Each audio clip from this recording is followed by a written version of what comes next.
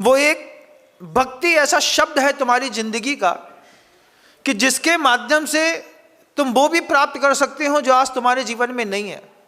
और जो इतनी मेहनत करके इकट्ठा किया है, ये पुण्य के कारण जो कुछ भी एम्पायर जमा करके रख लिया है, ये एम्पायर बना रहे। पुण्यवान अगर पुण्य नहीं करता तो उसका पुण्य भी पाप में परिवर्तित होने में ज़्यादा समय नहीं लगता। आगम ग्रंथों में 12 चक्रवर्तियों में 2 चक्रवर्ती ऐसे भी हुए हैं जो थे तो चक्रवर्ती, लेकिन परिग्रह का संचय करके और नरक चले गए। अभी कुछ सालों पहले कन्नौज में एक रेड पड़ी थी, आप लोगों को उसके बारे में याद हो। जब वो रेड पड़ी थी तो उसके घर से 200 करोड़ रुपए नगद निकला, और आदमी कोई और नहीं था, दिगंबर जैन था। ध्यान रखना इस बात को, दिगंबर जैनों के घर से 200 करोड़ रुपए नगद निकले थे। जिसके घर से 200 करोड़ रुपए नगद निकले थे, उसके 3 घर बगल में एक ऐसा परिवार रहता था जिसके यहाँ खाने के लिए आधा किलो आटा नहीं रहता था। आधा किलो आटा नहीं है उसके यहाँ। जब 200 करोड़ रुपए की ईडी की रेट पड़ी और पैसा निकला, तो वो 3 घर बगल वाले आदमी ने स्टेटमेंट दिया है, स्वर्ग का देवता हमारे घर से 2 घर बगल में रहता था, स्वर्ग का देवता हमारे घर से 2 घर बगल में रहता था, लेकिन मेरे पाप के ऐसे उदय थे कि उस देवता की दृष्टि मेरे ऊपर नहीं गई। आप भी स्वर्ग के देवताओं से कम नहीं है। घर के अंदर जो अकूत अथाह संपत्ति भरी है, रोज दिमाग में कहीं ना कहीं से जो बढ़ रही है, उसको अगल बगल वालों के लिए भी देखिएगा। क्लिष्टेषु जीवेषु कृपा परत्वम, जो कष्टमय जीवन जी रहे हैं उनके लिए तुम्हारी संपत्ति अगर उपयोग में नहीं आई और कल ईडी की रेट पड़ी। हमने अभी कल एक महाशय से कहा, खरबपति होंगे और ज़्यादा भी हो सकते हैं, कम भी हो सकते हैं, जैन समाज के हैं। हमने उनसे प्यार से कहा, सही बताओ, एक बात का जवाब दो। आप सबसे भी वो बात कहना चाहता हूँ, एक बात का जवाब देना आप सब, कि अगर मान लीजिए तुम्हारे घर के अंदर इनकम टैक्स की रेट पड़ जाए, अभी तुम यहाँ बैठे हो, पता चले कि घर के अंदर इनकम टैक्स ऑफिसर आ गए हैं, तो टेबल के नीचे से कितना पैसा एक साथ देने की सामर्थ्य रखते हो?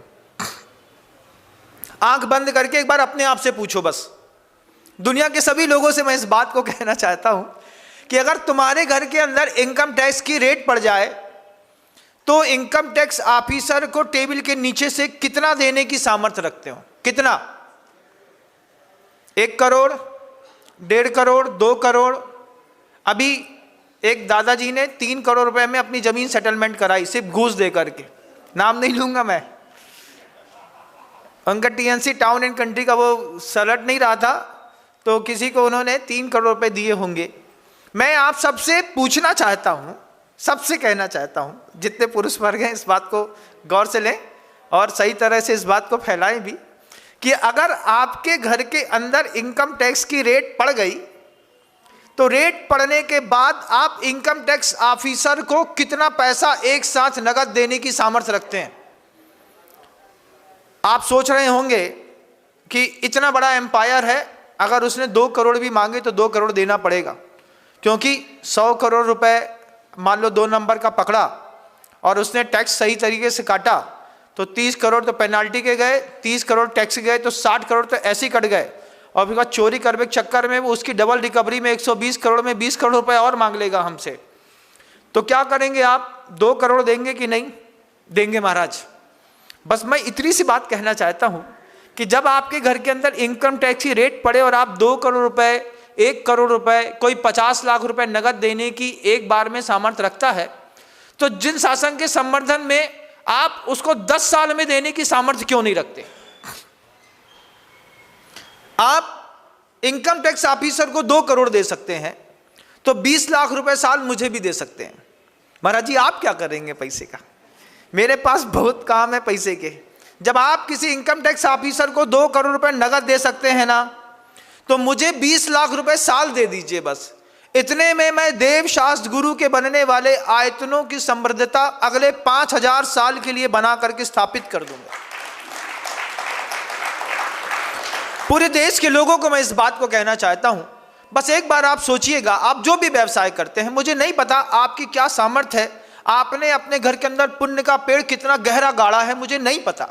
बस मैं आप सबसे कहना चाहता हूं कि अगर आप इनकम टैक्स ऑफिसर को 1 करोड़ दे सकते हैं, कोई एक सोच रहा हो कि मैं 50 लाख रुपए देना पड़ेगा, नहीं देंगे तो मानेंगे नहीं, सेटलमेंट होता है, कितने में होता है बताते नहीं है। कई बार तो ऐसा कहते हैं, ज्वेलरी शॉप में जब रेट पड़ती है, बोलते जितना रखा है ले जाओ, लेकिन ऊपर मत चढ़ो, ऊपर चढ़ोगे तो दिमाग ही खराब हो जाएगा तुम्हारा, इतना अथाह ऊपर रखा हुआ है।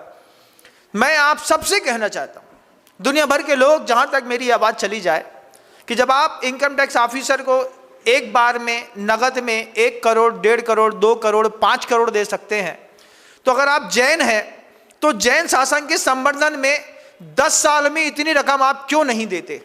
और अगर आपने दे दी होती तो आज कुंडलपुर के बड़े बाबा के जैसे 100 मंदिर और बन करके जैन शासन की ध्वजा खड़ी हो गई है। अगर आपको मेरी वीडियो अच्छी लगती है तो प्लीज़ मेरे चैनल को लाइक करें, शेयर करें और सब्सक्राइब करें। Thank you.